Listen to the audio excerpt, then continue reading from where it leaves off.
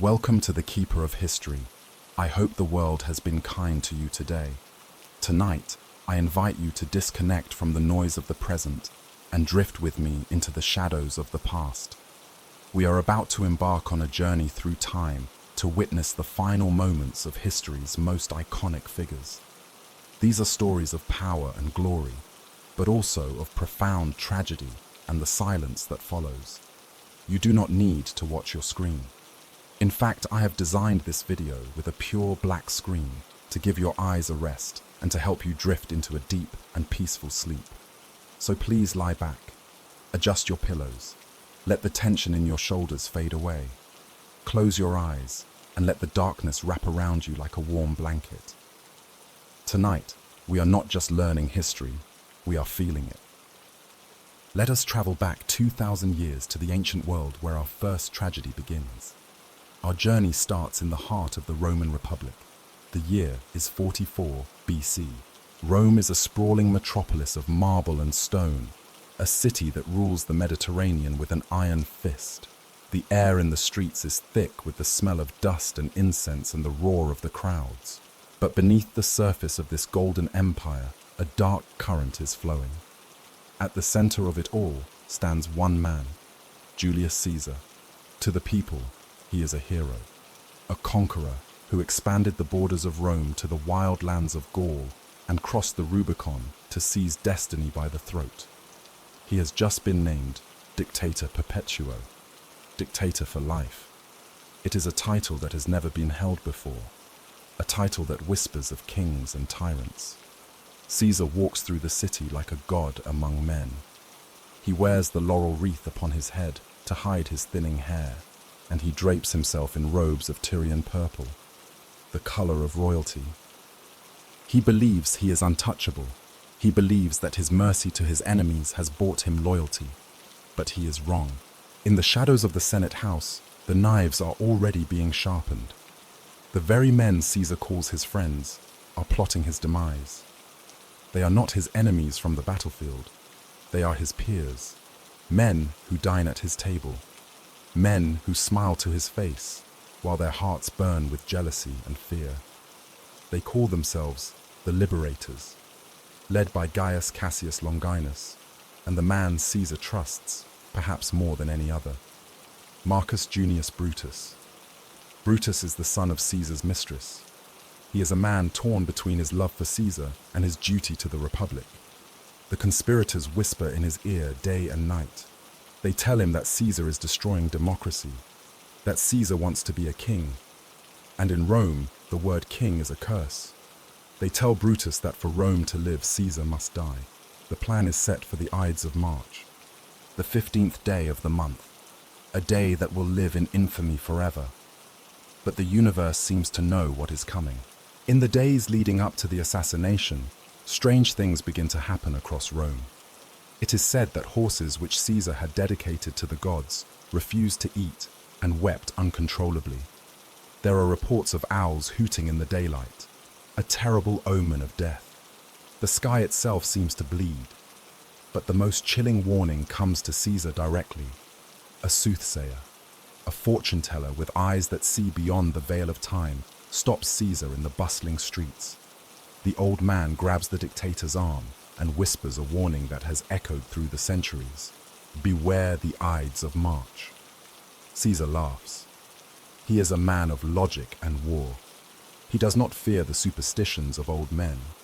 He brushes the soothsayer aside and continues his march toward destiny. But the warnings do not stop there. The night before the fateful day, Caesar's wife Calpurnia wakes up screaming. She is covered in a cold sweat, trembling in the dark. She tells Caesar of a nightmare, a vision so vivid it felt like reality. In her dream, she saw the roof of their house collapse. She saw her husband holding her in his arms. But he was not whole. He was covered in blood, stabbed and dying. She begs him not to go to the Senate the next day. She pleads with him to stay home, to cancel the meeting. For a moment, the great general hesitates. The fear in his wife's eyes is real. The heaviness in the air is undeniable. He considers sending his lieutenant Mark Antony to dismiss the Senate. If he had stayed home, the history of the world might have been completely different. The Roman Empire as we know it might never have risen. But fate is a cruel writer. Just as Caesar is about to agree to stay, one of the conspirators arrives at his house. Decimus Brutus. He mocks the fears of Calpurnia.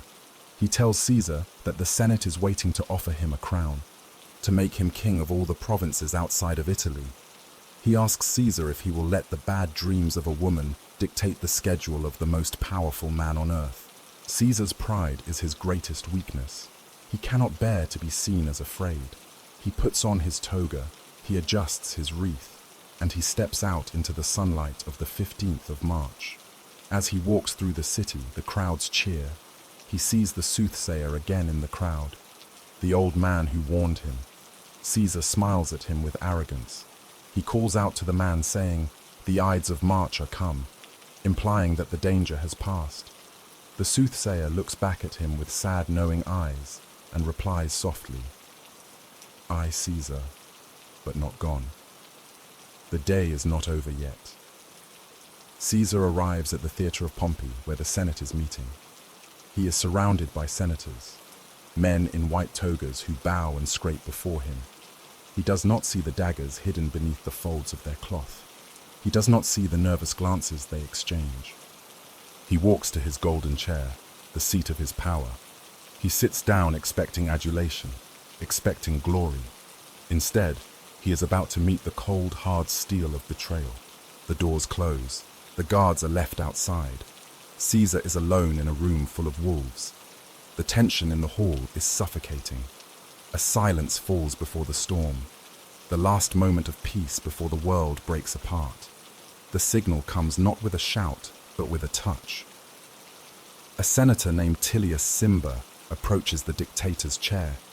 He pretends to plead for the return of his exiled brother.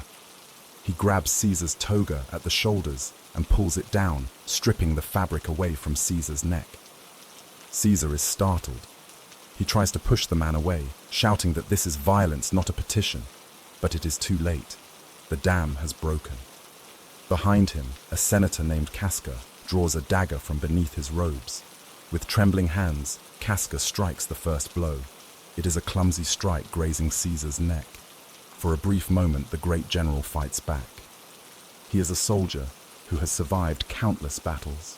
He catches Casca's arm and drives his stylus, the sharp metal pen he used for writing, into the attacker's arm. He shouts out in shock, "Vile Casca, what does this mean?" But there are too many of them. The other conspirators rush in. They are like a pack of wild dogs descending on a wounded lion. They push and shove each other in their desperation to land a blow. They are so frenzied that they end up cutting one another in the chaos. Caesar is trapped. He turns from one face to another looking for help, looking for an ally. But he sees only hate. He sees only the cold glint of steel flashing in the dim light of the Senate hall. He fights with the fury of a man who refuses to die, until he sees him. Marcus Brutus, the man he treated as a son, the man he forgave, the man he loved. Brutus steps forward, his face pale, his eyes filled with tears and resolve. He holds a dagger in his hand. Time seems to stop. The noise of the struggle fades into a dull roar. Caesar stops fighting. The betrayal cuts deeper than any knife ever could. Legend says he whispered the famous words, "And you, Brutus." But some historians say he said nothing at all. He simply looked at the young man with infinite sadness. He realized that if Brutus wanted him dead, then perhaps he deserved to die. Or perhaps he simply had no will left to live in a world where such betrayal was possible. Caesar pulls the fabric of his toga over his head. It is a final act of dignity.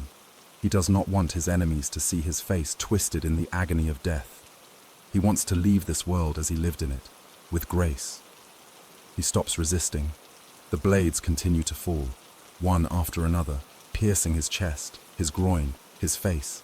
He is stabbed 23 times, but the physician who later examined his body said that only one wound was fatal. The second blow to the chest. All the others were merely the savage marks of fear and envy. As the life drains from his body, Caesar stumbles. Gravity takes him. He falls to the hard stone floor. And in a twist of irony that only history could write, he lands at the very base of a statue. The statue of Pompey. Pompey was his greatest rival, the man Caesar had defeated in the civil war to gain his power.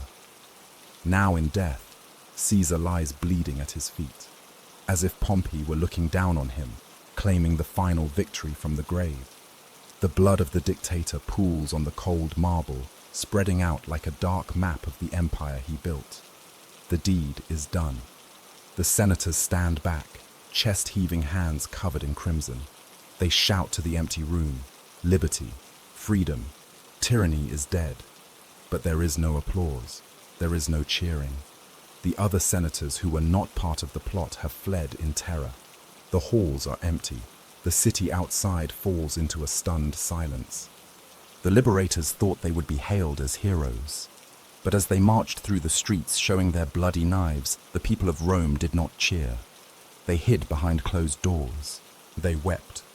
They realized that the order Caesar brought was gone, and chaos had returned.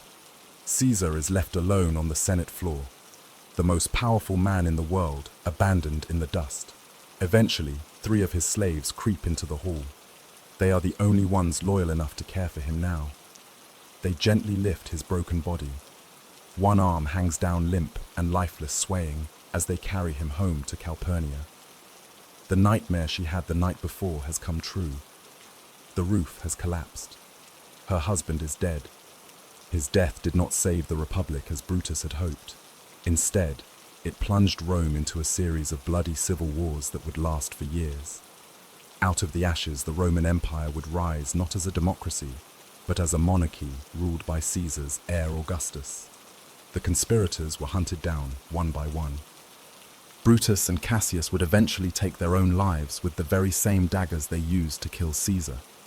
It is a tragedy of good intentions paving the road to hell, a reminder that violence only begets more violence. And so we leave the marble halls of Rome behind.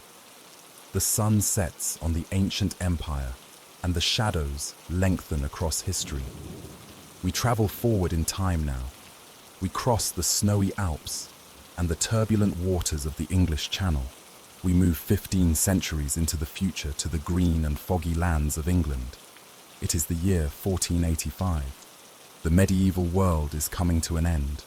A new dynasty is about to rise, but first a king must fall. Our next story takes us to the muddy fields of Bosworth, where the last king of the Plantagenet line is preparing for his final charge. This is the tragic and violent end of King Richard III. The year is 1485. England has been bleeding for 30 years. This is the violent climax of the Wars of the Roses. A bitter civil war that has torn families apart and turned the green fields of England red with the blood of its own people. House York against House Lancaster, the White Rose against the Red Rose, brother against brother. At the center of this storm stands King Richard III. History will remember him as a monster, a hunchbacked villain who murdered his nephews in the Tower of London to steal the throne. But tonight, in his military tent on the eve of battle, he is just a man. He is a soldier, a king trying to hold on to a slippery crown while the ground beneath him begins to crumble. Richard is only 32 years old. He is slight of build. His spine is curved with scoliosis, a painful condition that twists his back, but he never lets it show on the battlefield. To his men, he is a warrior of iron will. He has fought for his brother, King Edward IV, and now he fights for himself. But the shadows are closing in. Across the valley gathers the army of Henry Tudor, an upstart with a weak claim to the throne who has returned from exile in France. Henry brings with him mercenaries and rebels, but Richard faces a danger far worse than the army across the field. He faces betrayal from within his own ranks. The night before the Battle of Bosworth is restless. The air is thick with damp fog and the smell of wet earth. It is said that Richard slept poorly. His dreams were haunted by demons and the faces of those he had lost. Or perhaps it was simply the cold realization that loyalty is a rare commodity for a king. He knows that the powerful Stanley family with their massive private army is waiting on the sidelines. They have not declared for Richard or for Henry. They are watching like vultures from the hilltops, waiting to see which side will win before they swoop in. It is a sickening feeling to know that your fate rests in the hands of traitors. Morning breaks. It is the 22nd of August. The sky is grey and heavy. The air is cold. Richard rises and prepares for war. This is not a king who hides behind castle walls while others die for him. He is a king who leads the charge. His squires help him into his armor. It is a magnificent suit of full-plate steel designed to turn aside arrows and swords. It gleams in the dull morning light. But there is one detail that sets him apart from every other soldier on the field. Richard makes a choice that seals his destiny. He decides to wear his crown. Not a ceremonial crown, but a golden circlet placed firmly upon his battle helmet. His commanders advise against it. They tell him it makes him a target. It tells every archer and every knight on the enemy side exactly where the king is. It is a beacon of gold in a sea of iron. But Richard refuses to take it off. He is the anointed king of England. He believes in his divine right to rule. He will live as the king, or he will die as the king. He wants his enemies to know exactly who is coming for them. He mounts his white courser, a powerful warhorse. He looks out over his army, 8,000 men, a sea of banners and pikes. He gives the order to advance. The earth trembles under the hooves of thousands of horses. The last battle of the Middle Ages has begun. The fighting is brutal. The clash of steel rings out across the valley. Arrows fly like angry hornets darkening the sky. The screams of men and horses mix into a terrible symphony of death. Richard fights with the courage of a lion. He cuts down enemies left and right. But he sees the tide turning. He sees that his lines are struggling in the marshy ground. And then he sees him. Henry Tudor. The challenger is sitting on a horse in the rear, protected by a small guard. Richard makes a split-second decision. He will not wait for the battle to play out. He will end it himself. He spots an opening in the enemy lines, a chance to strike at the head of the snake. He gathers his finest knights, his household guard, and he points his sword toward Henry. He spurs his horse forward into a gallop. It is a suicide charge, a final desperate gamble for glory or death. He crashes into the enemy ranks with the force of a thunderbolt. He is unstoppable. He drives his lance through the chest of Henry's standard-bearer, killing him instantly. He is inches away from Henry Tudor. He can see the fear in the eyes of the man who wants his crown. Victory is within reach. One swing of the sword could end the war and secure his dynasty forever. But then the trap snaps shut. The Stanleys on the hill make their move. They do not ride to help their king. They ride to destroy him. They charge down the slope, crashing into the side of Richard's isolated group. The king is surrounded, swarmed by hundreds of fresh soldiers. His knights fall one by one until Richard is alone. The white horse is trapped in the mud of the marsh. The king is unhorsed. He falls to the ground. The crown on his helmet is now a beacon for every enemy blade. He stands up, sword in hand, surrounded by a forest of enemies. He shouts treason, treason, but his voice is drowned out by the roar of bloodlust. Richard stands his ground. He is the last Plantagenet king, and he fights like a man possessed. He swings his sword with lethal precision, but he is just one man against a tide of steel. The blows rain down on him from all sides. A halberd strikes his helmet. A sword slashes at his armor. He is exhausted, breath coming in ragged gasps, blood blurring his vision.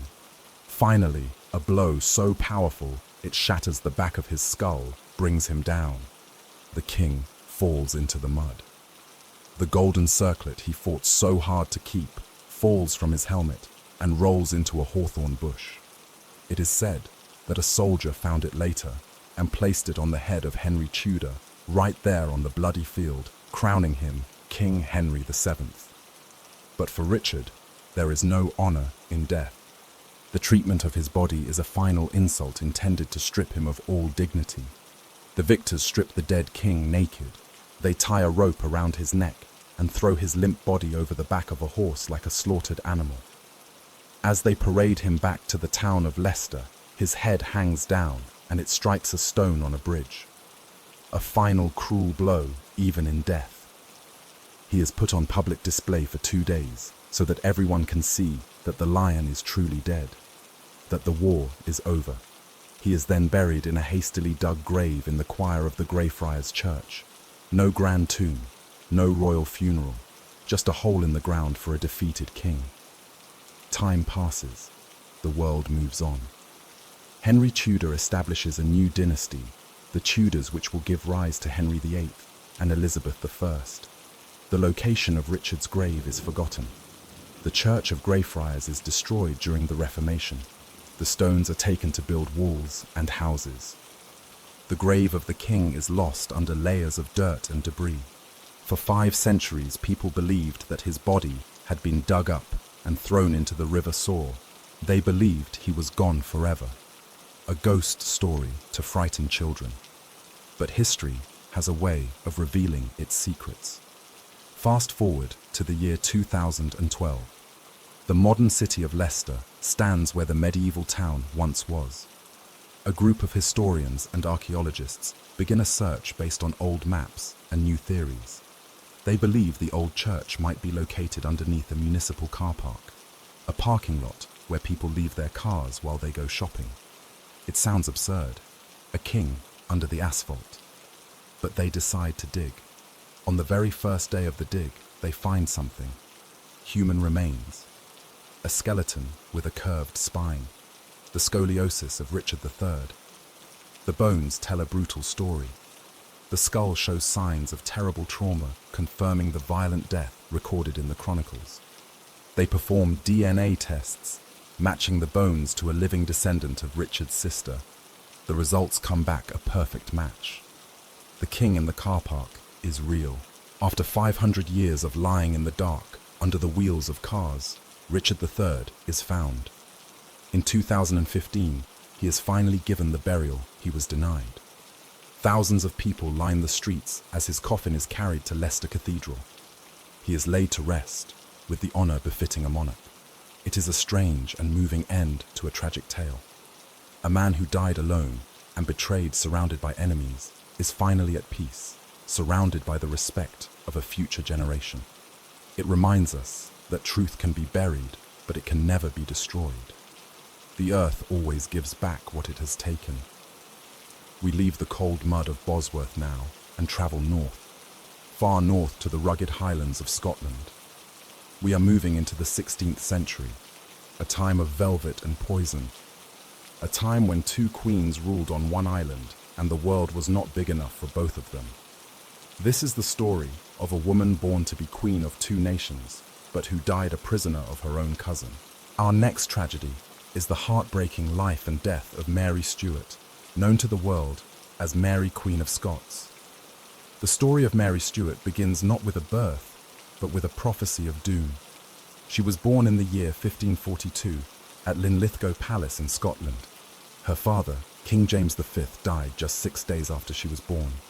It is said that on his deathbed, when he heard his heir was a girl, he turned his face to the wall and whispered, "It came with a lass, it will pass with a lass."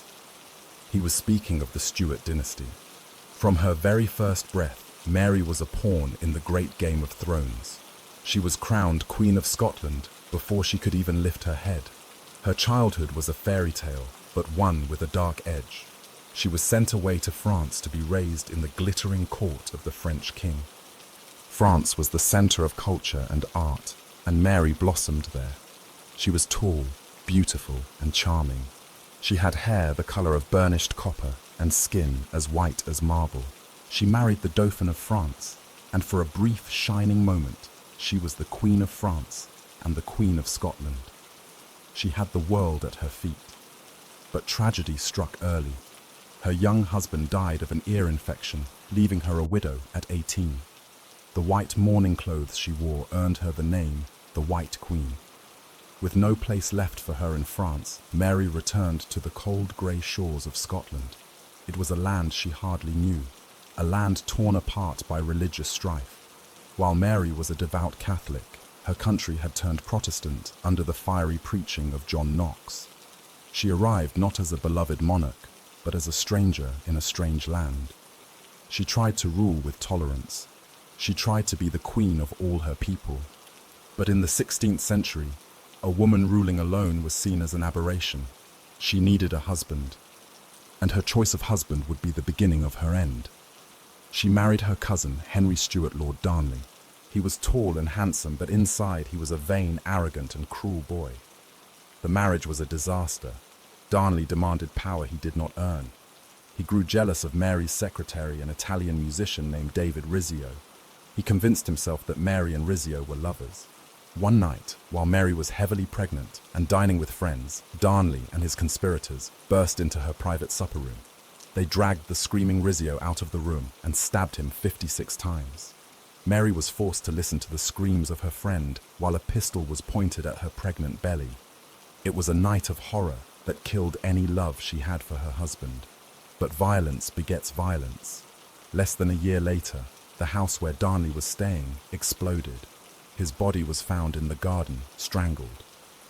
The suspicion fell immediately on Mary and her new favourite, the rough and ambitious Earl of Bothwell. When Mary married Bothwell just months after the murder, her fate was sealed. The nobles of Scotland rose up in rebellion. They called her a murderer and an adulteress. She was forced to abdicate her throne in favour of her infant son James. She was imprisoned in a castle on an island in the middle of a lake. But Mary was a Stuart. She was not a woman to accept defeat easily. She charmed her captors and managed a daring escape by boat. She gathered an army, but she was defeated. With nowhere left to turn, she made the most fatal decision of her life. She decided to flee south. She decided to cross the border into England. She believed that her cousin Queen Elizabeth I would help her. She believed that blood was thicker than water. She thought one queen would protect another. She was wrong. Elizabeth was a Protestant queen living in fear of Catholic plots. For many Catholics in Europe, Mary Stuart was the rightful Queen of England, not Elizabeth. Mary was a threat simply by breathing. When Mary arrived in England, expecting a warm embrace, she was met with cold guards. She was not invited to court. She was not given an army. Instead, she was placed under house arrest. This was the beginning of the long, slow death of Mary, Queen of Scots. For the next 19 years, she was moved from one castle to another. Bolton, Tutbury, Sheffield, Wingfield. These were not dungeons, but they were prisons nonetheless. Her world shrank to the size of a few rooms. She was allowed her servants and her pets, but she was cut off from the world. Her beauty began to fade. The damp English castles made her joints ache with rheumatism. She gained weight, and her famous red hair turned grey and thin. She spent her days sewing embroidery with her captor, the Countess of Shrewsbury. They say her needlework was filled with hidden symbols of her despair. But even in a cage, a queen is dangerous. Mary became the focal point for every plot against Elizabeth. She wrote letters, thousands of them, smuggled out in the heels of shoes or inside beer barrels. She wrote to the King of Spain. She wrote to the Pope. She begged for rescue. She begged for an army to storm England and set her free. Elizabeth's spymaster Francis Walsingham was watching everything. He was a man of shadows and patience. He let the letters flow. He let the plots grow. He was waiting for Mary to make a mistake. He was waiting for her to sign her own death warrant. And finally, she did. A young Catholic conspirator named Anthony Babington wrote to Mary, outlining a plan to assassinate Elizabeth and put Mary on the throne. Mary replied. She did not explicitly order the assassination, but she agreed to the rescue plan. That was enough. Walsingham intercepted the letter. He deciphered the code. He placed the evidence before Elizabeth. The trap had snapped shut. The cousin who had sought refuge was now a convicted traitor. The warrant was signed. The long wait was over. We move now to the final act of this tragedy, to the cold stone hall of Fotheringhay Castle. It is February 1587. The executioner is sharpening his axe. The Queen is saying her final prayers. What follows is one of the most dramatic and gruesome scenes in royal history. A scene where dignity clashes with the brutal reality of the block. The morning of the 8th of February arrives with a cold winter light. Inside Fotheringhay Castle, Mary Stuart is ready.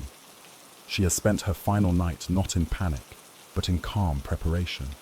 She wrote her last will, distributing her few remaining possessions to her loyal servants. She did not sleep. Instead, she spent the dark hours in prayer, preparing her soul for the journey ahead. At 8 o'clock in the morning, the sheriff knocks on her door. The time has come. Mary emerges from her chambers looking every inch a queen. She walks with her head held high despite the pain in her legs. She is dressed in a magnificent gown of black velvet, stamped with gold. A long white veil flows down from her head to the floor. Around her neck hangs a crucifix, and at her waist, a rosary. She enters the great hall, where the scaffold has been built. It is draped in black cloth. 300 spectators are gathered there, men of power and influence waiting to watch a woman die. They fall silent as she enters. There is a dignity about her that silences even her harshest critics. She climbs the steps of the scaffold without help. She listens to the warrant for her execution being read aloud. She listens to the Protestant dean who tries to preach to her, telling her to repent. She interrupts him firmly, saying that she was born a Catholic and she will die a Catholic. She kneels and prays aloud in English for the church, for her son, and even for Queen Elizabeth. Then comes the moment of transformation. Her ladies in waiting help her remove her outer garments. They take off the black velvet gown, they take off the veil, and the room gasps. Underneath the black of mourning, Mary is wearing a crimson petticoat and a bodice of deep red. Red is the liturgical color of martyrdom in the Catholic Church. In her final moments, she has staged a powerful visual statement. She is not dying as a criminal. She is dying as a martyr for her faith. She turns to her weeping servants and tells them not to cry. She kisses them and binds her own eyes with a white cloth embroidered with gold. She kneels upon the cushion. She places her neck upon the block. She stretches out her arms and whispers her final words in Latin. In manus tuas, Domine. Into your hands, Lord, I commend my spirit. The executioner is nervous. Perhaps he is intimidated by the presence of royalty. Perhaps his conscience weighs heavy on him. He raises the axe. He strikes, but his aim is poor. The blade misses the neck and buries itself in the back of her head. A gasp of horror runs through the hall. Mary does not die instantly. It is said she groaned in pain. The executioner strikes a second time. This blow severs the neck, but not completely. A small piece of sinew still holds the head to the body. With a gruesome sawing motion, he uses the axe to finish the job. The deed is done. The executioner lifts the severed head by the hair and shouts, "God save the Queen!" But the horror is not over. The head falls from his hand and rolls across the wooden planks. The executioner is left holding only a wig. Mary's beautiful auburn hair had long since turned grey and thin, and she had worn a wig to maintain her dignity. Now, in death, her true age and frailty are ruthlessly exposed. Her face is that of an old, tired woman who has suffered too much. As the executioners begin to clear the body, they notice movement under the Queen's skirts. A small dog, a Skye Terrier that Mary had kept as a companion, had hidden itself beneath her dress. It refuses to leave its mistress. It is covered in her blood, trembling and whining. It is a heartbreaking detail that brings a human touch to this political slaughter. The dog had to be forcibly removed and washed, but it is said it pined away and died soon after. Mary's body was left untouched for hours as the men went to burn her clothes and the block to prevent them from becoming relics for Catholics. Her heart was removed and buried secretly within the castle walls. It was a brutal end to a life that began in a palace. But in death, Mary triumphed. Her son James would eventually become the King of England, uniting the two crowns. The Stuart line would rule for another century. The woman they killed became a legend, while the men who killed her faded into the footnotes of history. We leave the blood-stained scaffold of Fotheringhay now. We leave the intrigues of kings and queens behind. We travel across the vast and dangerous Atlantic Ocean to a new world, to a land of promise and peril, the United States of America. The year is 1846. It is the era of manifest destiny. Thousands of families are selling everything they own to travel west in covered wagons, chasing the dream of a better life in California. But for one group of travelers, the dream will turn into a frozen nightmare. Our next story is one of the most infamous tragedies in American history. A story of bad luck, bad decisions, and the terrible lengths humans will go to in order to survive. This is the story of the Donner Party. The spring of 1846 brought a fever to the American frontier. It was a fever not of sickness, but of hope. It was called manifest destiny, the belief that it was the divine right of Americans to expand westward to the Pacific Ocean. Stories drifted back from California, telling of a paradise where the sun always shone, where the soil was rich and the winters were mild. For families living in the hard-working towns of the Midwest, these stories were irresistible. Among those who heard the call were two wealthy families from Springfield, Illinois, the Donners and the Reeds. George Donner was a 62-year-old farmer, a man of kindness and considerable wealth. He was looking for one last great adventure for his family. James Reed was younger, ambitious, intelligent, but impulsive.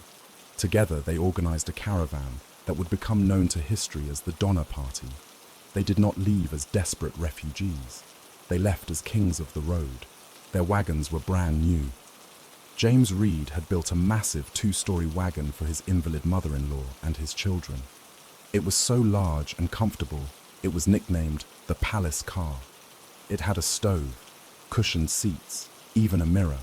They packed fine wines, expensive silks, and enough food to last a year. They believed they had prepared for everything. But they had not prepared for the unknown. The journey began with high spirits. The wagon train stretched out like a long white snake, moving across the sea of grass that was the Great Plains. Children played in the wildflowers. Men hunted buffalo. At night they circled the wagons and sang songs by the fire. It felt more like a moving picnic than a survival mission. But the prairie is vast, and the oxen move slowly. By the time they reached Fort Bridger, in what is now Wyoming, they were already behind schedule. And here at this dusty outpost, they made the decision that would seal their fate. A man named Lansford Hastings had published a guidebook, The Emigrant's Guide to Oregon and California. In it, he promoted a new route, a shortcut that he claimed would shave 300 miles off the journey. He called it the Hastings Cutoff. Hastings was a promoter, not a guide. He had never actually traveled the full route with wagons when he wrote the book. Experienced mountain men at the fort warned the party. They said the shortcut was untested. They said the terrain was rugged and waterless.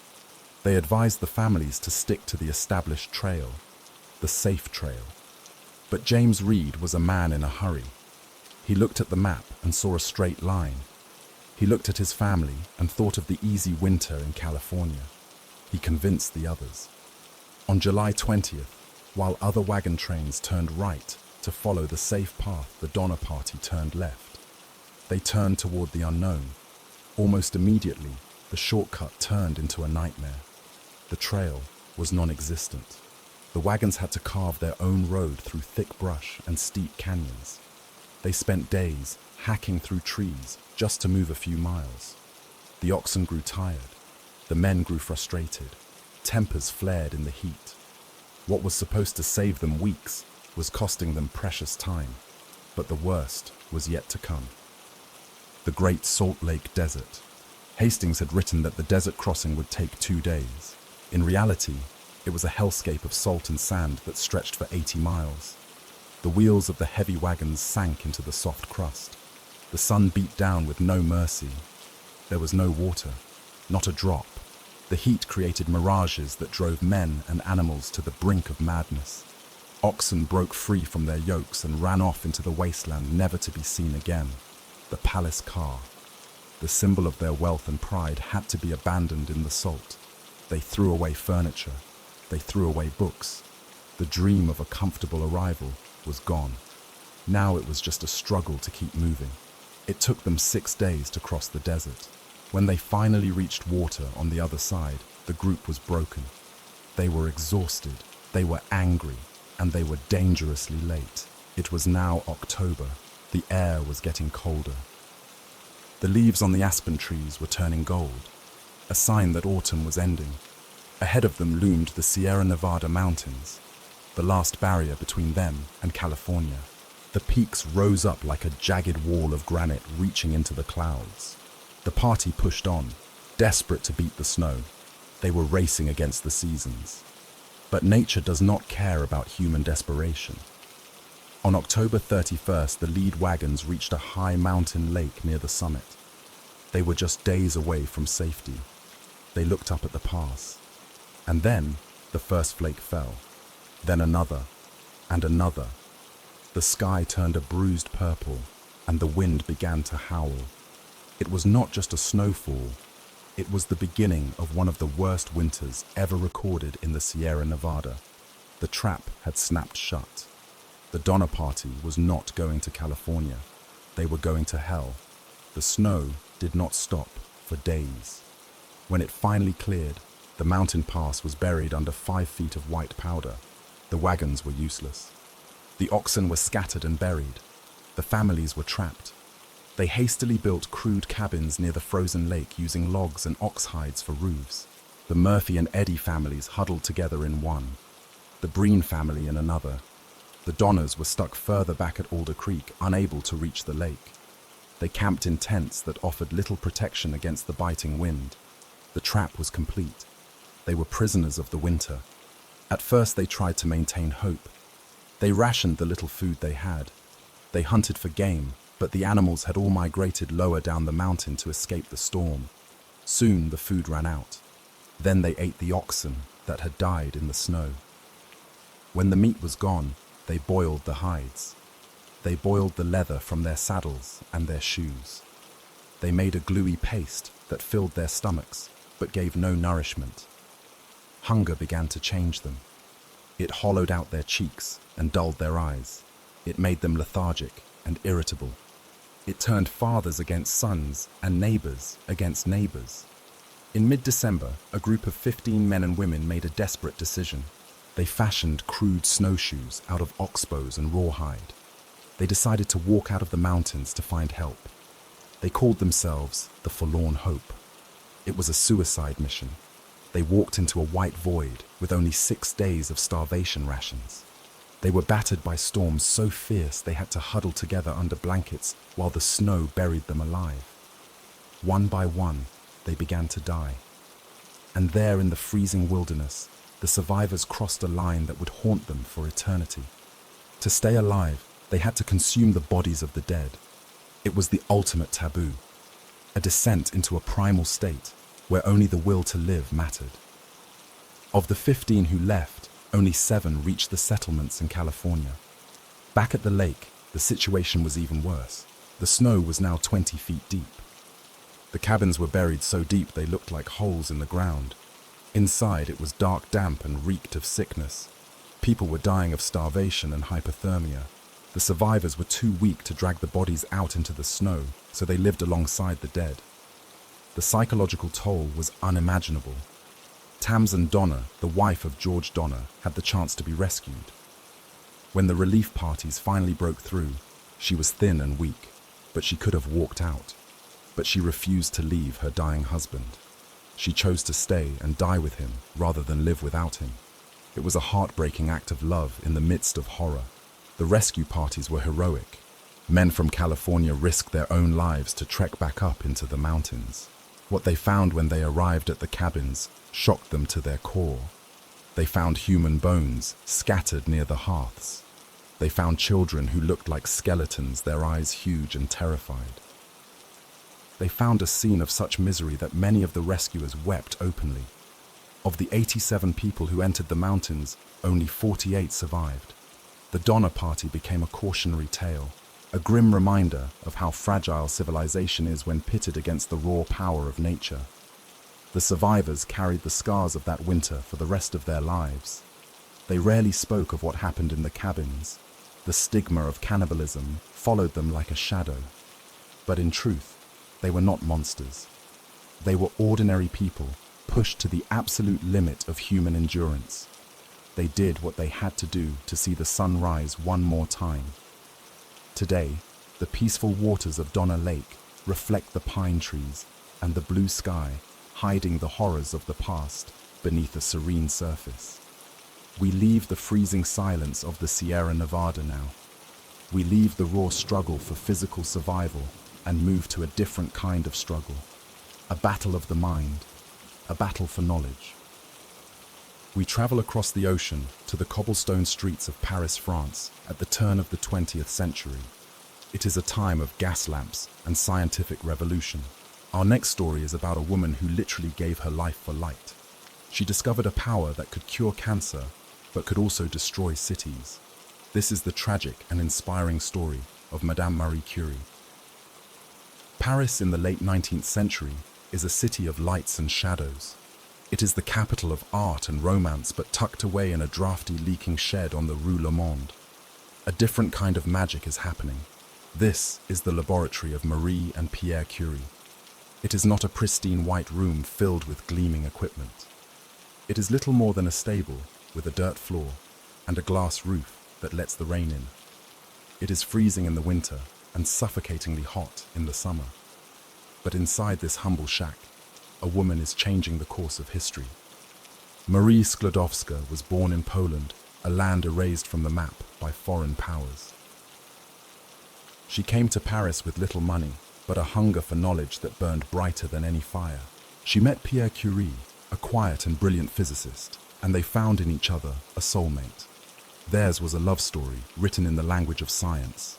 They worked side by side, stirring great cauldrons of boiling pitchblende, a heavy black ore that came from the mines of Bohemia. It was backbreaking work. Marie would spend her days moving heavy sacks and stirring the boiling liquid with an iron rod that was as tall as she was. Her hands were rough and cracked. Her clothes were stained with acid and dust. But she never complained. She was hunting for a ghost. She knew there was something hidden inside the pitchblende, something that gave off energy, something that defied the laws of physics as they were known at the time. She called it radioactivity. After years of labor, after refining tons of ore down to a few precious crystals, they found it. In 1898, they announced the discovery of two new elements. The first she named polonium, after her beloved homeland. The second they named radium, from the Latin word for ray. Radium was beautiful. In the darkness of the shed, the test tubes containing the radium salts glowed with a faint, ethereal blue light. Marie was enchanted by it. She called them her fairy lights. She and Pierre would sometimes return to the lab at night, just to sit in the dark and watch their creations glow. It was a scene of peaceful triumph, but they did not know that the beautiful blue light was a silent assassin. They did not know that every second they spent admiring it, invisible particles were tearing through their cells, damaging their bones and their blood. They carried tubes of radium in their pockets. Pierre once strapped a sample to his arm to see what it would do. It left a burn that took months to heal. He was fascinated. He thought that if it could destroy healthy tissue, perhaps it could destroy diseased tissue too. Perhaps it could cure cancer. He was right. Radium became the miracle cure of the age. But the Curies began to pay the price. They were constantly tired. Their fingers were numb and burned. They ached in their joints. They blamed it on overwork. They blamed it on the dampness of the shed. They never suspected their child was killing them. But the first tragedy to strike Marie was not from radiation. It was sudden and violent. On a rainy afternoon in April 1906, Pierre Curie was walking across the Rue Dauphine. The streets were slick with mud and oil. It was a busy day, filled with the noise of carriages and horses. Pierre was lost in thought, as he always was. He stepped out from behind a carriage and walked straight into the path of a heavy horse-drawn wagon carrying military uniforms. He slipped on the wet stones. The driver tried to stop, but the wagon was too heavy. The rear wheel crushed Pierre's skull instantly. In a split second, the partner of her life and her work was gone. Marie was devastated. Her grief was a bottomless ocean. She refused to speak of him to others. She kept his clothes. She wrote to him in her diary as if he were still alive. The world expected her to stop. How could a woman continue alone? But Marie was made of steel. She took over Pierre's teaching post at the Sorbonne, becoming the first woman to teach there. She continued their work. She isolated pure radium metal, something Pierre had never lived to see. She became the most famous woman in the world. She won a second Nobel Prize, this time in chemistry. But the shadow of the radium was growing longer. The element she had discovered was slowly eating her alive from the inside out. She was pale. She was anemic. Her eyes, which had once sparkled with the joy of discovery, were now often clouded with cataracts. The hum of the radiation was always there, a constant invisible background noise to her life. She traveled the world. She went to America, where the women of the United States raised money to buy her a single gram of radium for her research. She was hailed as a hero, a healer, but she was dying. The miracle she gave to the world demanded a sacrifice in return, and Marie paid it willingly. She never patented the process for isolating radium. She gave it freely to humanity. She said that elements belong to the people, not to individuals. It was an act of supreme generosity from a woman who had given everything. As the years passed, the damage to her body became undeniable. Her bones were fragile. Her blood was failing. She retreated to a sanatorium in the French Alps, hoping the mountain air would restore her. But the enemy was not in the air. It was in her bones. The final chapter of her life was approaching. A quiet fading away of a light that had burned too brightly. We leave the grey skies of Paris and the silent, glowing tubes of the laboratory. We travel forward in time and across the border into Germany. The world has changed. The First World War has come and gone, leaving scars across the continent. It is now the 1930s, the age of flight. Giant silver airships rule the skies, floating like leviathans above the clouds. They are the symbols of a new era of luxury and technology. But pride often comes before a fall. Our next story takes us to a stormy evening in New Jersey, where the pride of the German Zeppelin fleet is about to meet a fiery end. This is the story of the Hindenburg. The summer of 1934 was warm in the French Alps, but Marie Curie could not feel the warmth. She lay in a bed at the Saint-Chélamaux sanatorium, her body frail and wasted. She was 66 years old. The doctors were baffled. They suspected tuberculosis, the great killer of the time, but her lungs were clear. They tested her blood and found the truth. It was aplastic anemia. Her bone marrow had turned to water. It could no longer produce the blood cells she needed to live. It was the direct result of decades of exposure to radiation. The invisible rays she had discovered had slowly, silently destroyed the very factory of life inside her body. On the 4th of July, as the sun set over the mountains, Marie Curie slipped away. She died quietly, without fanfare. She was a woman who had shunned fame in life, and she met death with the same humble grace. She was the first woman to win a Nobel Prize, the only person to win in 2 different scientific fields. And yet she died a victim of her own genius. She was buried in a cemetery in Sceaux, outside Paris, alongside her beloved Pierre. But even in death, Marie was different. Her body was so radioactive that she had to be placed in a coffin lined with an inch of lead to contain the radiation. She was literally a glowing ember of history. In 1995, France decided to honor her properly. She and Pierre were moved to the Pantheon in Paris, the final resting place of the nation's greatest heroes. She became the first woman to be interred there on her own merit. But the move was not simple. When they exhumed her body, they found that the radiation levels were still elevated. Even 60 years after her death, Marie was still radiating energy. It was a haunting reminder of the power she had unleashed. But the most chilling part of her legacy lies in the Bibliothèque Nationale in France. There, stored in lead-lined boxes, are her personal effects, her scientific notebooks, her papers, even her cookbooks.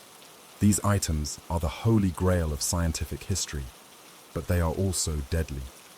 To this day, they are highly radioactive. Visitors who wish to see them must sign a liability waiver and wear protective clothing. The half-life of radium-226 is 1600 years. That means Marie's notebooks will continue to be dangerous for another millennium and a half.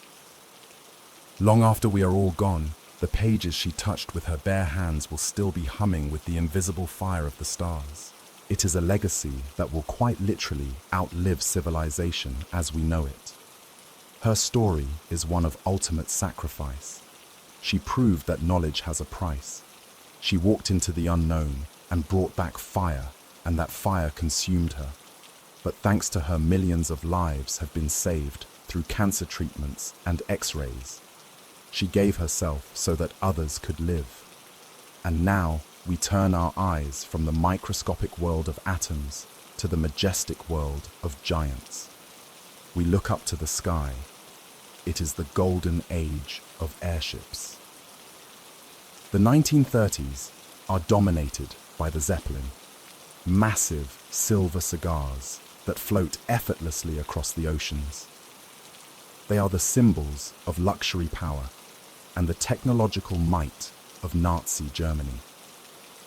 The greatest of them all is the Hindenburg. It is a flying hotel, a palace in the clouds. It is longer than the Titanic. It is filled with paintings, grand pianos, and the elite of society. But it is filled with something else too. 7 million cubic feet of hydrogen, the most flammable gas in the universe. The date is May 6, 1937. The Hindenburg is completing its first transatlantic crossing of the season. It is approaching the Naval Air Station at Lakehurst, New Jersey. The weather is stormy. Thunder rumbles in the distance. Below, a crowd of reporters and families waits to greet the passengers. They are expecting a smooth landing. Instead, they are about to witness 34 seconds of pure hell. A disaster that will be burned into the retinas of the world forever. The end of the age of airships is approaching on the wind. To understand the horror of the Hindenburg, we must first understand its beauty. In 1937, this airship was the largest object ever to fly. It was 804 feet long. That is 3 times the length of a Boeing 747. It cast a shadow so massive that when it flew over cities, it blocked out the sun like a passing cloud. The Hindenburg was a masterpiece of German engineering. Its skeleton was made of duralumin, a lightweight and strong alloy. Its skin was made of cotton fabric, painted with silver dope to reflect the heat of the sun. Inside its belly were 16 giant gas cells filled with hydrogen. Hydrogen was the fatal flaw. The designers had originally intended to use helium, a safe, non-flammable gas found mostly in the United States. But due to political tensions and an embargo, the Americans refused to sell helium to Nazi Germany. So the engineers made a deadly compromise. They filled the ship with hydrogen, the most explosive substance known to man. To fly on the Hindenburg was to fly on a bomb. But the passengers did not feel like they were in danger. They felt like they were in a floating palace. The passenger decks were elegant. There was a dining room with white linen tablecloths and fresh flowers. There was a lounge with a grand piano made entirely of aluminum to save weight. Guests could sip wine and look out of slanted windows at the ocean rolling by thousands of feet below. Perhaps the most ironic feature of the ship was the smoking room. On a hydrogen airship, fire was the ultimate enemy. Yet there was a special insulated room kept at higher air pressure so that no gas could leak in where passengers could light a cigar. It was the only place on the ship where a flame was allowed. One lighter was chained to the table and watched over by a steward. It was an illusion of safety in a fragile world. The flight from Frankfurt to New Jersey had been rough but uneventful. Strong headwinds had delayed their arrival by several hours. By the time the Hindenburg reached the American coast on May 6th, thunderstorms were battering the area. The captain Max Pruss was a veteran airman. He decided to wait out the storm. He flew the giant ship up and down the Jersey coast, giving the people on the ground a spectacular show. Residents of Atlantic City looked up to see the swastikas painted on the tail fins gliding silently through the grey clouds. It was a haunting image of the gathering storm in Europe. By 7 o'clock in the evening, the weather had cleared enough to land. Captain Pruss steered the ship toward the mooring mast at Lakehurst Naval Air Station. On the ground, hundreds of people had gathered. Reporters, photographers, and families waiting to hug their loved ones. Among them was Herbert Morrison, a radio reporter for station WLS in Chicago. He was there to record a routine landing. He had no idea he was about to record the most famous broadcast in history. The ship came in low and fast. Too fast, some said. Captain Pruss ordered a sharp turn to bleed off speed. The maneuver put immense stress on the ship's frame. Some theorized that a bracing wire inside the hull snapped under the strain and slashed open one of the gas cells. Hydrogen began to leak, silent and odorless. It filled the space between the gas cells and the outer skin. The ship was now a ticking time bomb waiting for a spark. At 7:21, the captain ordered the landing lines to be dropped. Heavy manila ropes fell from the nose of the ship down to the wet sand below. The ground crew ran forward to grab them. It was a routine moment, but the air was charged with static electricity from the passing storm. The theory is that when the wet ropes hit the ground, they earthed the metal frame of the ship. A spark jumped. Perhaps it was St. Elmo's fire dancing on the skin of the ship. Perhaps it was a static discharge. No one knows for sure. But somewhere near the tail of the ship, a tiny blue spark met the leaking hydrogen. In an instant, the laws of physics took over. A muffled thud was heard, like a shotgun blast wrapped in a blanket. Witnesses on the ground looked up and saw a small mushroom of fire blossoming on the top fin. For a split second, it was almost beautiful, a flower of light against the dark sky.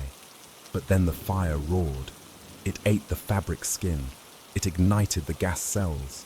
The tail of the mighty ship dropped. The nose shot up into the air. The Hindenburg was no longer a flying machine. It was a falling inferno. Fire moves faster than thought. In the span of a single heartbeat, the flame raced forward, consuming the outer skin of the ship like paper. The hydrogen inside roared with the fury of a trapped dragon. The tail of the Hindenburg lost all its buoyancy and crashed toward the earth, while the nose pointed almost vertically toward the heavens. Inside the passenger decks, chaos reigned. The steep angle threw people across the room. Tables, chairs, and the grand aluminum piano slid down the sloping floor, crashing into the walls and crushing anyone in their path. The window glass shattered. The peaceful view of the airfield was replaced by a wall of orange flame. On the ground, Herbert Morrison was speaking into his microphone. His voice shifted from professional calm to sheer panic in a split second. He watched the burning behemoth fall, and he could not contain his horror.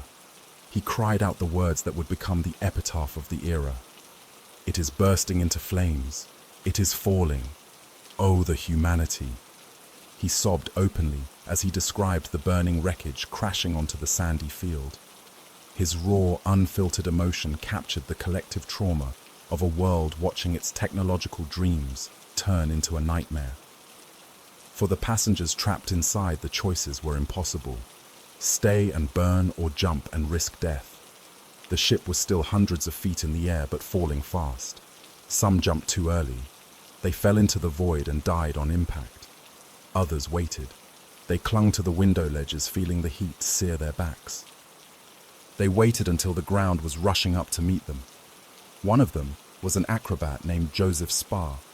He used his training to climb out of a window and hang from the ledge. When the ship was just 20 feet from the ground, he let go. He tumbled into the sand and rolled away from the inferno, surviving with only a broken ankle. But not everyone was so lucky. The flames were so intense, they melted the duralumin frame of the ship. Molten metal rained down like tears of fire. The ground crew ran for their lives, but some turned back to pull survivors from the wreckage. They dragged burning men and women out of the twisted metal skeleton. The skin of the survivors was blackened. Their clothes were gone. They wandered the field in shock, like ghosts emerging from hell. It took only 34 seconds, less than a minute. In that brief window of time, the Hindenburg went from a majestic queen of the skies to a smoking pile of scrap metal. Of the 97 people on board, 35 died. One member of the ground crew was also killed. It was not the deadliest airship disaster in history, but it was the most visible. It was the first major disaster captured on film. The images of the burning ship were splashed across newspapers the next day. The newsreel footage was shown in cinemas around the world. And in that moment, the public lost faith. No one wanted to fly on a hydrogen bomb anymore. The age of the airship ended right there in the smoking sands of New Jersey. The Hindenburg was a tragedy of hubris, a reminder that no matter how advanced our technology becomes, we are still at the mercy of the elements. The giant silver ships disappeared from the skies, replaced by the roar of airplanes. But the image of the Hindenburg remains, a warning of how quickly glory can turn to ash. We leave the smoke and the screams of 1937 behind. We travel halfway across the world to a land of ancient temples and dusting roads, to a country fighting for its soul against the might of the British Empire, India. It is a land of vibrant colors and deep spirituality, and walking through its villages is a small man in a simple white loincloth. He has no weapons, he commands no armies, yet he terrifies the most powerful empire on earth. This is the story of Mahatma Gandhi, a man who preached non-violence, but whose life ended in a violent spray of bullets. The year is 1948. India has finally shaken off the chains of the British Empire. The Union Jack has been lowered, and the tricolour flag of a free nation flies over the Red Fort in Delhi. But the price of freedom has been steep, too steep. The country has been sliced in two like a piece of fruit, India and Pakistan. The partition has triggered one of the largest and bloodiest migrations in human history. Millions of Hindus and Sikhs are fleeing south, while millions of Muslims are fleeing north. The roads are choked with refugees. The trains are arriving at stations filled not with passengers but with corpses. The rivers of Punjab run red with blood. In the center of this maelstrom stands a fragile old man, Mohandas Karamchand Gandhi. The world calls him Mahatma, the great soul. He is 78 years old. He is thin. His bones show through his skin. He wears only a simple loincloth made of homespun cotton and a pair of round spectacles. To look at him, you would think a strong wind could blow him away. But this man has a strength that can move mountains. He has brought the mighty British Empire to its knees, not with guns or bombs, but with truth and non-violence.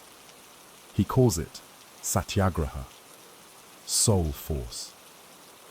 But now, in the winter of his life, Gandhi is witnessing the destruction of his dream. He wanted a united India, where Hindus and Muslims lived together as brothers. Instead, he sees hatred. He sees neighbors slaughtering neighbors. His heart is broken. He walks barefoot through the riot-torn villages of Noakhali, trying to heal the wounds of his people. He fasts. He stops eating. He tells the world he will starve himself to death if the killing does not stop. And miraculously it works. The sheer moral weight of this one man forces the mobs to put down their swords. In Calcutta, the violence stops simply because Gandhi is dying. But peace has enemies. For some extremists in India, Gandhi's message of tolerance is not wisdom, it is betrayal. They believe he is too soft on Pakistan. They believe he is sacrificing the rights of Hindus to appease the Muslims. They call him a traitor, a barrier to the rise of a strong militant nation. Among these men is a 37-year-old journalist named Nathuram Godse. Godse is not a monster in the traditional sense. He is an educated man, an intellectual. He is well-read and articulate, but his heart has been hardened by the violence of the partition. He believes that Gandhi is a poison that is weakening the country. He believes that for the nation to live, the father of the nation must die. It is a twisted logic born of desperation and fanaticism. Godse and his co-conspirator Narayan Apte travel to Delhi. They are on a mission. They have tried to kill Gandhi before. Just 10 days earlier, they set off a bomb near the garden wall of Birla House, where Gandhi was staying. The explosion was loud, but it harmed no one. The police arrested one man, but the others escaped into the shadows. Gandhi refused to be frightened. He refused extra security. He refused to let the police search the people who came to his prayer meetings. He said that if he was to die, it would be by the will of God. He famously said, "If I am to die by the bullet of a madman, I must do so smiling. There must be no anger within me. God would be in my heart and on my lips." He was predicting his own end with chilling accuracy. On the morning of January 30th, 1948, Delhi is cool and pleasant. The winter sun is soft. Gandhi wakes up early as always. He works on his correspondence. He meets with Sardar Patel, the Deputy Prime Minister, to discuss the political rift in the government. The meeting runs late. Time is ticking away. Gandhi is a man of punctuality. He hates being late for his evening prayers. At 5:10 in the afternoon, he finally ends the meeting. He steps out of the room. He is staying at Birla House, a large mansion with a beautiful garden. Every evening he holds a prayer meeting on the lawn where hundreds of people gather to hear him speak. He walks toward the garden. He is too weak to walk alone. He leans on the shoulders of his two grandnieces, Abha and Manu. He calls them his walking sticks. He jokes with them about being late. He is in good spirits. He does not know that just a few yards away, death is waiting for him in a khaki dress. Natharam Godse is in the crowd. He is wearing a grey bush jacket and blue trousers. Hidden in his pocket is a black Beretta semi-automatic pistol. He has practiced with it in the forests behind the Birla temple. He knows it holds 7 bullets. He only needs 3. He pushes his way through the crowd. He sees the old man approaching, the frail figure in white coming closer and closer. The noise of the crowd fades. The moment has arrived. Godse steps forward. He stands directly in Gandhi's path. Godse approaches the Mahatma. For a brief second, he brings his hands together in a traditional greeting of respect. It is a chilling moment of theatre, a murderer bowing to his victim. One of Gandhi's grandnieces, Manu, tries to intervene. She says to him softly, "Brother Bapu is already late. Please do not bother him." Godse does not speak. He uses his left hand to push the young girl violently aside. She stumbles and falls, dropping the rosary and the notebook she was carrying. The path is now clear. There is nothing between the assassin and the father of the nation but air and intent. Godse pulls the black Beretta from his pocket. He does not hesitate. He fires, once, twice, 3 times. The shots ring out with a deafening crack, shattering the peaceful evening prayer. The bullets strike Gandhi in the chest and the abdomen at point-blank range. The impact is brutal. But Gandhi does not scream. He does not try to run. He does not even look angry. In his final moment, he stays true to everything he preached. He brings his hands together one last time in a gesture of prayer. He looks at his killer and whispers 2 words. He ram, "Oh God." Then his legs give way. He does not fall backward. He crumbles slowly to the ground like a ruined temple. The white cotton of his dhoti begins to turn a deep crimson. The smoke from the gun hangs in the air, mixing with the smell of the evening incense. For a heartbeat, there is total silence. The crowd is frozen in shock. They cannot believe what they have just seen. It is as if the sun has suddenly vanished from the sky. Then the chaos breaks. Screams tear through the garden.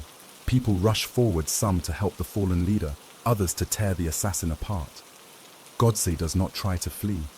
He stands there, gun in hand, waiting for the police. He has done what he came to do. He is seized by the crowd and beaten before being arrested. But none of that matters to the man lying on the grass. Gandhi is carried back inside Birla House. His family weeps over him. They try to give him water, but he cannot swallow. No doctor can save him now. Within 30 minutes, the man who defeated an empire is gone. The news spreads like wildfire. Across Delhi, across India, and across the world, people pour into the streets, not in anger, but in stunned grief. That night, the Prime Minister of India, Jawaharlal Nehru, climbs the gate of Birla House to address the weeping ocean of humanity. His voice breaks as he delivers one of the most famous eulogies in history. The light has gone out of our lives, and there is darkness everywhere. He tells them that the father of the nation is no more.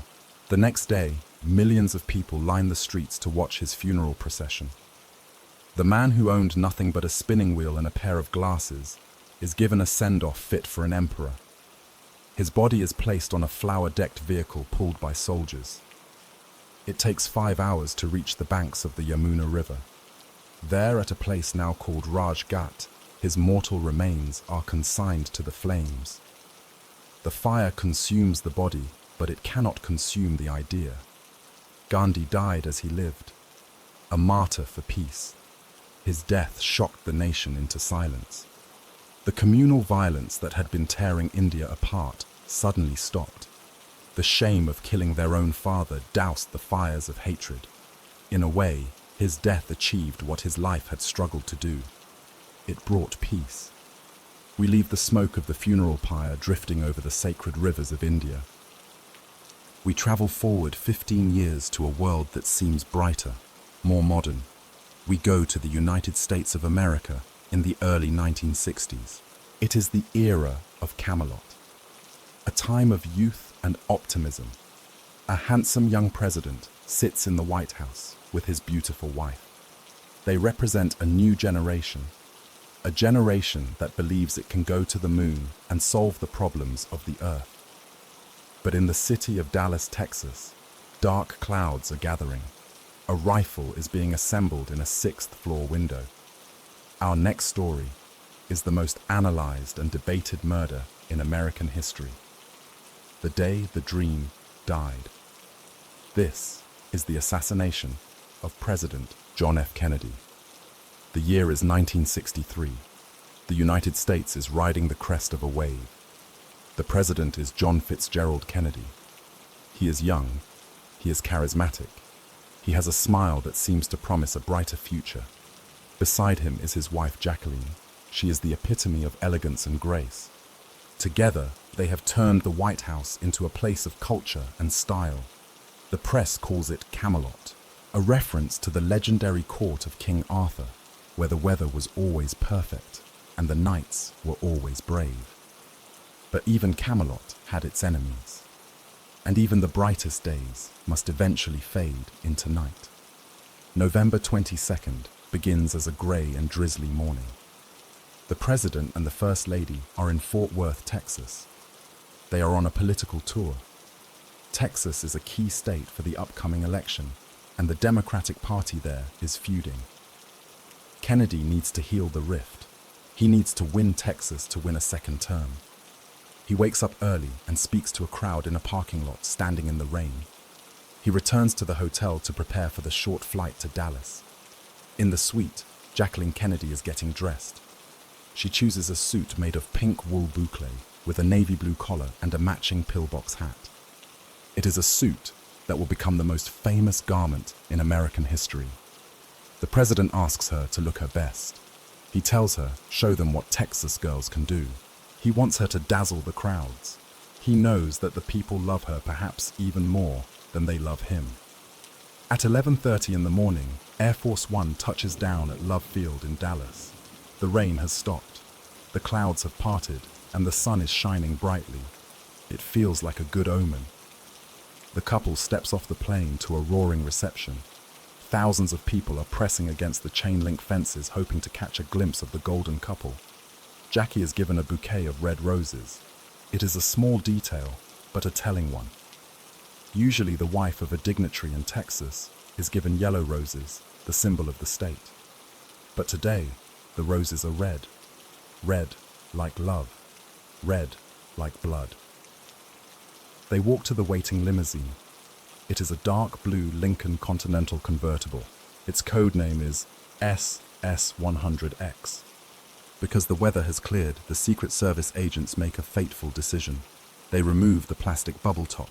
It was not bulletproof anyway, merely a shield against the rain, but removing it leaves the president completely exposed to the open air. Kennedy wants to be seen.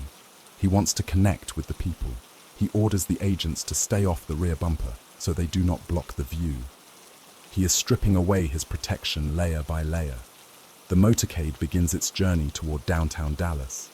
It is a 10-mile route. The crowds are thick. People are cheering, waving flags, and shouting the president's name. Kennedy is smiling. He waves back. He looks happy. Beside him, Jackie is holding her roses, struggling to keep her hat on in the wind. In the front seat sits John Connolly, the governor of Texas, and his wife Nellie. Behind them is a car full of Secret Service agents. The mood is festive. It feels more like a parade than a political maneuver. But miles away in the heart of the city, a different kind of preparation is taking place. At the corner of Elm and Houston Streets stands the Texas School Book Depository. It is an ugly brick building where school textbooks are stored. On the 6th floor, a young man is waiting, Lee Harvey Oswald. He is a drifter, a former Marine, a man who defected to the Soviet Union and then returned disillusioned and angry. He has built a nest of boxes by the window to hide himself. In his hands rests a Manlisha Carcano rifle, a cheap mail-order weapon from Italy. He sits in the dust and the silence waiting for the parade to turn the corner. The motorcade moves through the concrete canyons of downtown. The crowds are so deep they spill into the street, forcing the driver to slow down. The noise is deafening. As they turn onto Main Street, the sun is blinding. Nellie Connolly turns in her seat. She looks at the president and smiles. She says, "Mr. President, you cannot say Dallas does not love you." Kennedy smiles back. He says, "No, you certainly cannot." Those are the last words he will ever speak. The car turns right onto Houston Street. Then it makes a sharp, slow turn to the left onto Elm Street. It is entering Dealey Plaza, a wide open park with a grassy knoll on the right and a triple underpass ahead. The car slows down to 11 miles per hour. The crowds here are thinner. The trees are green. It is 12:30 p.m. A church bell begins to toll in the distance.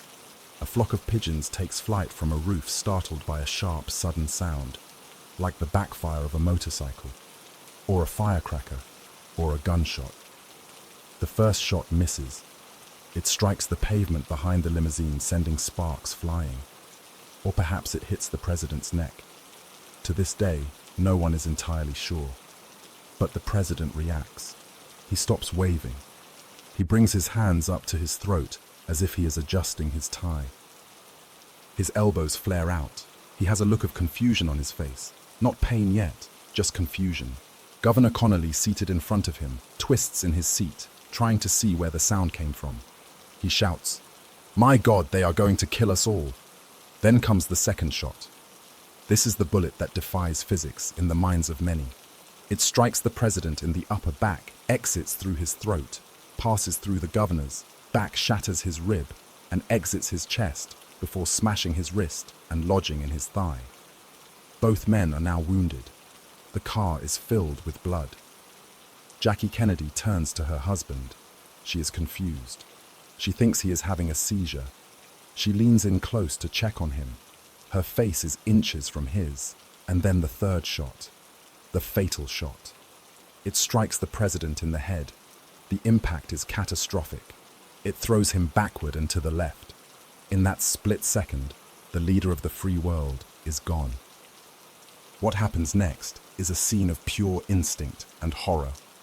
Jackie Kennedy, in a state of shock, climbs out of her seat onto the trunk of the moving car. She is reaching for something, a piece of her husband's skull that has been blown backward. It is a heartbreaking image of a wife trying to put her husband back together. Secret Service agent Clint Hill runs from the follow-up car. He sprints with all his might. He leaps onto the back of the limousine just as the driver slams on the gas. Hill pushes Jackie back into the seat and covers the president's body with his own. He looks down into the back seat and sees the devastation. He turns his face to the following car and gives a thumbs down, a signal that it is over. The limousine speeds away, racing toward the freeway, disappearing into the underpass. The spot where the president sat is empty now, leaving only the echoes of gunfire and the screams of the crowd. The car arrives at Parkland Memorial Hospital at 12:38. The president is rushed into Trauma Room 1. The doctors work frantically. They perform CPR. They cut a tracheotomy in his throat. They pump blood into his veins. But it is futile. The wound is too massive. The room is crowded with doctors, nurses, and Secret Service agents. In the corner stands Jackie Kennedy. She refuses to leave the room. She is still wearing her pink suit now, stained with the blood of her husband. When a nurse offers to help her change, she refuses. She says simply, "Let them see what I have done. I want them to see what they have done." At 1 o'clock in the afternoon, the doctors stop. They pull the white sheet over the president's face. A priest is called to administer the last rites. The King of Camelot is dead. The news breaks to the world not from the hospital, but from a newsroom in New York. Walter Cronkite, the most trusted man in America, is on the air. He is holding a piece of paper. He looks at the clock on the wall. He takes off his black-rimmed glasses. His voice trembles. He says, "From Dallas, Texas, the flash apparently official, President Kennedy, died at 1 p.m. Central Standard Time." He pauses. He puts his glasses back on. He struggles to keep his composure. In that silence, a nation loses its innocence. The body is loaded onto Air Force One. Lyndon B. Johnson takes the oath of office right there on the plane, standing next to the widow in her blood-stained suit. The plane takes off carrying a dead president and a new president back to Washington. The sun sets on November 22nd, leaving behind a world that is darker, colder, and full of questions that may never be answered. We leave the tragedy of Dallas now. We move forward 3 decades to the end of the 20th century. We travel to the romantic streets of Paris once again. But this time, it is not for science. It is for the final act of a modern fairy tale. A fairy tale that went terribly wrong. Our next story is about the most photographed woman in the world. A woman who was hunted by the lenses of cameras until the very last moment of her life. This is the tragic death of Diana, Princess of Wales. The summer of 1997 was supposed to be a season of rebirth. Diana Spencer was no longer Her Royal Highness.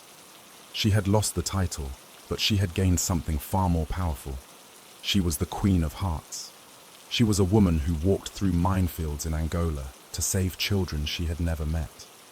She touched the hands of AIDS patients when the rest of the world was afraid to look at them. She was free from the constraints of the royal court, but she was not free from the world. Wherever she went, she was followed, not by assassins with guns, but by hunters with cameras, the paparazzi. To them, Diana was not a person. She was a commodity. A photograph of her smiling could sell for thousands of dollars. A photograph of her crying could sell for even more. She was the most hunted human being on the planet. Her life had become a goldfish bowl, where every movement was analyzed, criticized, and consumed by a public hungry for her image. In late August, Diana was trying to find a moment of peace. She was vacationing on the French Riviera aboard a yacht with her new companion, Dodi Fayed. He was the son of Mohammed Al-Fayed, the wealthy owner of Harrods department store. Under the Mediterranean sun, Diana looked happy. She was tanned, she was relaxed, she was laughing. For a brief moment it seemed that the lonely princess had found someone to take care of her, but the lens of the camera was always there, hovering in helicopters, zooming in from boats, stealing her privacy frame by frame. On Saturday, August 30th, the couple flew to Paris. It was intended to be a short stopover before Diana returned to London to see her sons William and Harry. But from the moment they touched down, the atmosphere changed. The mood shifted from a sunny romance to a dark thriller. They were besieged. A swarm of photographers on motorcycles followed their car from the airport to the city. When they arrived at the Ritz Hotel owned by the Fayed family, the scene was chaotic. The flashbulbs popped like lightning storms, blinding them as they tried to enter the revolving doors. They had planned to dine at a bistro in the Marais district, but the crowds were too dangerous. They had to cancel. Instead, they dined in the privacy of the imperial suite at the Ritz. But even inside the hotel, Diana felt trapped. Outside in the Place Vendôme, a mob had gathered. Tourists, onlookers, and the pack of photographers waiting for the money shot. The tension in the air was suffocating. Dodi was frustrated. He wanted to take Diana to his apartment near the Champs-Élysées. He wanted to escape the fishbowl. A plan was hatched, a risky plan. They decided to use a decoy vehicle. The main limousine would leave from the front entrance to distract the photographers. Meanwhile, Diana and Dodi would slip out of the back exit on the Rue Cambon. They would take a different car, a black Mercedes S280. It was supposed to be a stealthy getaway. At 20 minutes past midnight, the plan was put into motion, but it went wrong almost immediately. The photographers were not fooled. As soon as the black Mercedes pulled away from the curb, the chase began. The car was driven by Henry Paul, the acting head of security at the Ritz. He had been off duty earlier that evening. Later investigations would reveal that he had alcohol in his blood and was taking prescription medication. Beside him sat Trevor Rees-Jones, the bodyguard. In the back seat sat Diana and Dodi. Neither of them was wearing a seatbelt. The Mercedes sped away into the Paris night. It raced along the embankment of the River Seine. The engine roared as Henri Paul tried to outrun the motorcycles buzzing around them like angry wasps. The speedometer climbed higher and higher. They were heading toward the Pont de l'Alma tunnel, a short underpass that cuts beneath the city streets. It was meant to be a shortcut to safety. Instead, it became the mouth of a tomb. Diana looked out of the rear window. She saw the lights of the motorcycles behind them. She saw the flashes of the cameras. She must have felt the familiar rise of panic, the feeling of being hunted. She did not know that these were the final seconds of her life. She did not know that the world was about to change forever. The car dipped down into the darkness of the tunnel. The concrete pillars flew past in a blur of grey. The road ahead curved slightly to the left. Henri Paul was driving too fast, far too fast for the narrow lanes. He lost control. The Mercedes clipped the rear of a slow-moving white Fiat Uno. It was a glancing blow, but at such high speed it was enough to destroy the car's balance. The heavy vehicle spun out of control. It careened across the road and slammed head-on into the 13th concrete pillar of the tunnel. There were no guardrails to absorb the impact. The car stopped dead. The front of the engine block was pushed back into the cabin. The horn began to blare a continuous mournful note that echoed off the tiled walls. Inside the wreckage, there was silence. Henri Paul, the driver, and Dodi Fayed were killed instantly. Their bodies were broken by the force of the collision. Trevor Rees-Jones, the bodyguard, was alive, but he had suffered catastrophic facial injuries. In the back seat, Diana was trapped. She was conscious, but she was in shock. She was murmuring softly, moving her head. She was hurt badly, but there was no blood on her face. To the untrained eye, she looked like she might survive. What happened next is a stain on the conscience of humanity. The paparazzi on their motorcycles caught up with the crashed car. They did not drop their cameras to help. They did not call for an ambulance. Instead, they got off their bikes and began to take pictures. They photographed the dying princess through the open door of the twisted metal. The flashbulbs popped in the darkness, illuminating the tragedy like a macabre strobe light. It was the ultimate act of intrusion. Even as she lay dying, she was content for their lenses. A passing doctor, Frederick Myliers, happened to drive into the tunnel from the opposite direction. He saw the smoke and the wreckage. He stopped his car and ran across the road. He had no medical equipment, only a bag of basic supplies. He looked into the back seat and saw a beautiful woman. He did not recognize her at first. She was struggling to breathe. He gave her oxygen. He held her hand. He tried to comfort her. He was the only source of kindness in that cold concrete tomb. The emergency services arrived quickly. They had to cut the roof off the car to free her. It took nearly an hour to extract her from the wreckage. In the French medical system, doctors tried to stabilize the patient at the scene before moving them. It was a slow process, too slow for some critics. The ambulance finally left the tunnel, but it drove slowly to avoid any sudden movements that might worsen her injuries. It arrived at the Piti-Salpêtrière hospital at 2 o'clock in the morning. Surgeons fought for 2 hours to save her.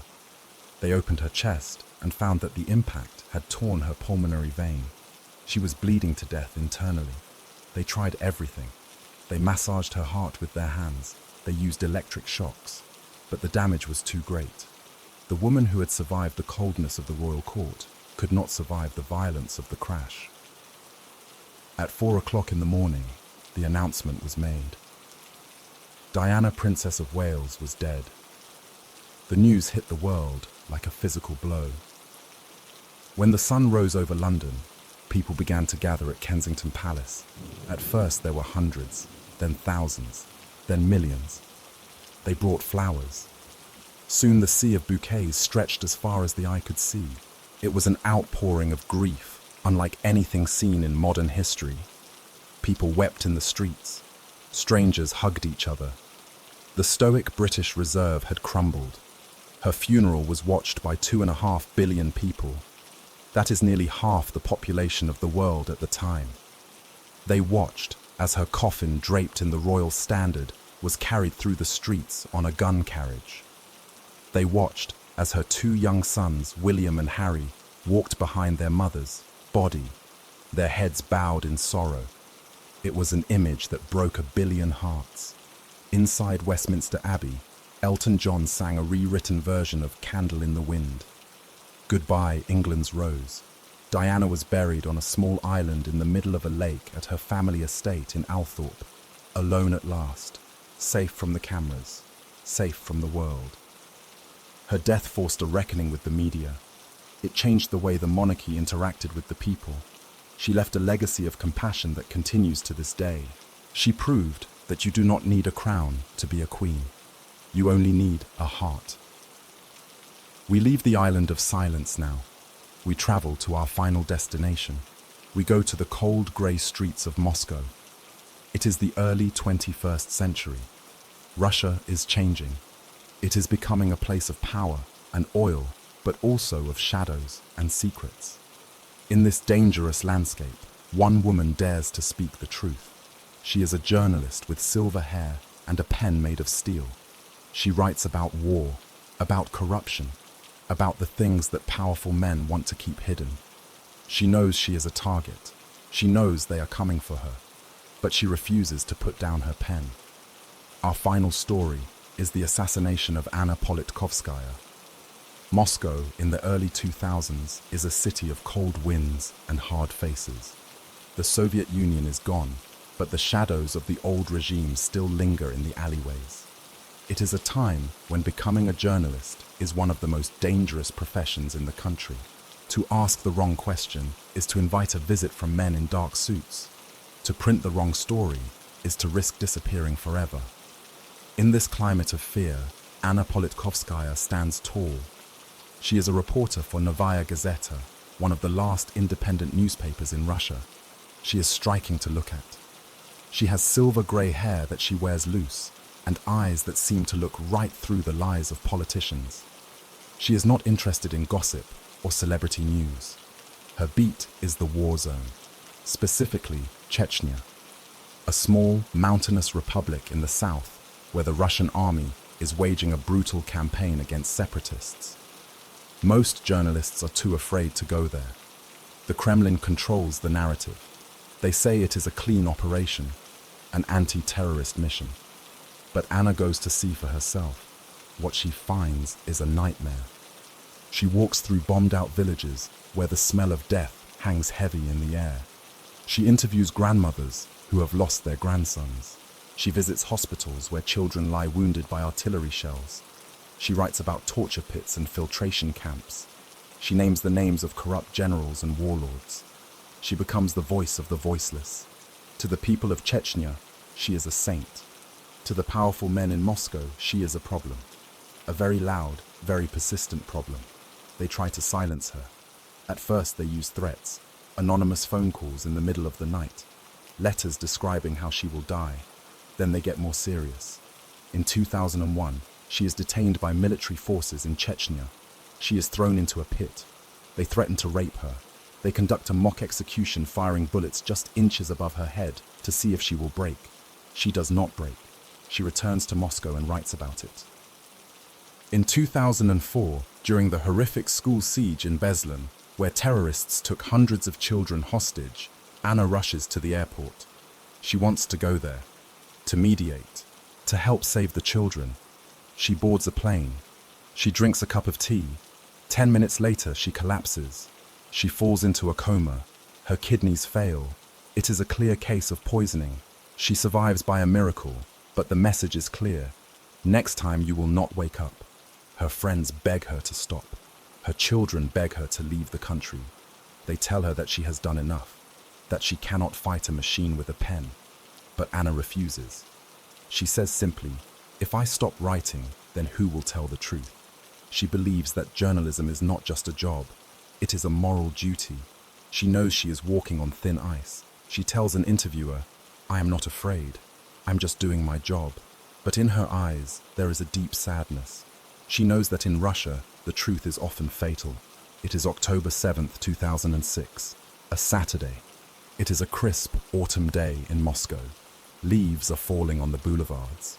It is also the birthday of Vladimir Putin, the president of Russia.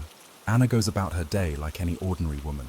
She goes to the supermarket to buy groceries. She buys food for her family. She drives her car back to her apartment block on Lesnaya Street. It is a grey concrete building typical of Moscow. She parks the car. She gathers her grocery bags. She walks to the entrance. She punches the code into the door and enters the lobby. It is quiet. The elevator is waiting. She steps inside. She presses the button for her floor, but she will never reach it. The elevator doors do not close. A figure steps out of the shadows, a man in a baseball cap. He has been waiting for her. He has been tracking her movements. He knows exactly who she is and exactly what he has to do. The pen is mightier than the sword, they say. But in the cold lobby of a Moscow apartment building, steel is about to prove its terrible power over words. The last voice of conscience is about to be silenced. The assassin pulls a Makarov pistol from his jacket. It is a weapon designed for close quarters. He does not say a word. There is no speech, no demand, just the cold mechanical action of pulling the trigger. He fires, once, twice. The bullets strike Anna in the chest. She falls backward, dropping her grocery bags. Oranges and vegetables spill across the dirty floor of the elevator. She is 48 years old. She is a mother, a wife, a writer, and now she is dying on the floor of her own home. But the assassin is a professional. He leaves nothing to chance. As she lies there helpless, he steps closer. He aims the gun at her head. He fires the control shot, the final bullet that ensures silence. He drops the gun beside her body. It is a signature move, a message that says this was a contract killing, a job. He turns and walks away, disappearing into the grey afternoon, leaving Anna alone in the ascending silence. Her body was found by a neighbor. The image of the slain journalist lying amidst her spilled groceries went around the world. It was a brutal reminder of the price of truth. Her death sparked international outrage. Vigils were held in cities across Europe. Candles were lit. But in Moscow, the reaction was muted. The investigation dragged on for years. Several men were eventually arrested and convicted of carrying out the hit.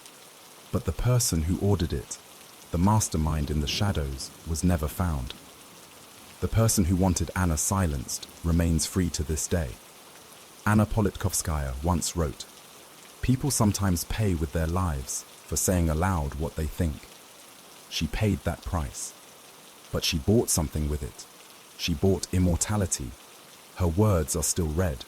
Her courage is still remembered. They killed the messenger, but they could not kill the message. And so, our journey comes to an end. We have traveled through 2,000 years of history. We have stood on the marble floors of the Roman Senate and the muddy fields of Bosworth. We have shivered in the snows of the Sierra Nevada and felt the heat of the Indian sun. We have witnessed the tragic ends of Caesar, Richard, Mary, the Donners, Marie, the passengers of the Hindenburg, Gandhi, Kennedy, Diana, and Anna. 10 stories, 10 lives extinguished before their time. It is heavy to carry the weight of so much history, but there is a peace in knowing these stories. In remembering them, we honor the dead. We remind ourselves that life is fragile, that every moment is precious, that the only thing that truly lasts is the legacy we leave behind, the love we gave, the truth we spoke, the courage we showed. Now it is time to let the past rest. The history books are closed. The voices of the past are silent. The shadows are fading back into the night. You are safe here in the present. You are warm. You are alive. Let the darkness of your screen be a comfort to you. Let it be a heavy velvet curtain shutting out the world. Take a deep breath. Inhale slowly, filling your lungs with cool, calm air. Hold it for a moment and release. Let all the tension leave your body with that breath. Relax your jaw. Relax your shoulders. Unclench your hands. Imagine you are floating on a dark, quiet river, drifting slowly downstream, under a sky filled with stars. There is no pain here, no betrayal, no noise, just the gentle rhythm of the water and the beating of your own heart. Thank you for walking this path with me tonight. If these stories have touched you, please consider subscribing to the Keeper of History. We will travel together again soon, but for now, the journey is over. The fire has burned down to embers. The night is yours. Sleep deeply. Sleep peacefully. Good night.